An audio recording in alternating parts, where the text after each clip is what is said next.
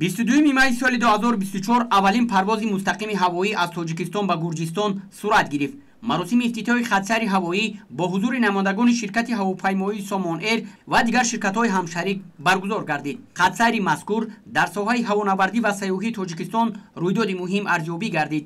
гурӯҳи зиёди хабарнигорону корбарони интернетӣ ва блогерон аз аввалин мусофирони хатсари ҳавоии Душанбе Тифлис буданд.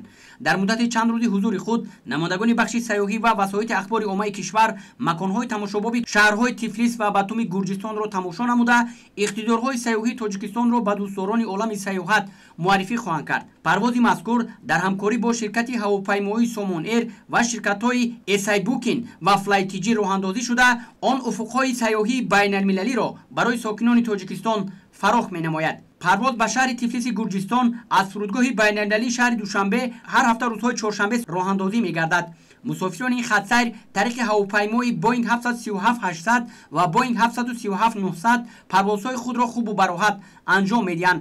пас аз ифтитоҳи ин хатсайр шумораи сайёҳон аз ҳар ду тараф афзоиш хоҳад ёфт ва ҳамкории иқтисодӣ, тиҷоративу сармоягузорӣ ва сайёҳӣ миёни ду кишвар тақвият ёфта, ин омил ба гардиш ва содироти молу маҳсулоти ватанӣ ба Гурҷистон низ мусоидат менамояд. муносибатҳои дипломатӣ байни ҷумҳурии Тоҷикистон ва Гурҷистон 4 августи соли 1994 бо имзои протокол дар бораи муқаррар намудани муносибатҳои дипломатӣ ва дар бораи мубодилаи намояндагиҳои дипломатӣ дар сатҳи сафоратхонаҳо гузошта шуданд. аз лаҳзаҳои барқарор гардидани муносибатҳои дипломатӣ то ба имрӯз муносибатҳои байни ҷумҳурии Тоҷикистон ва Гурҷистон дар асоси заминаи хоси ҳамкориҳои тарафайн рушд меёбанд.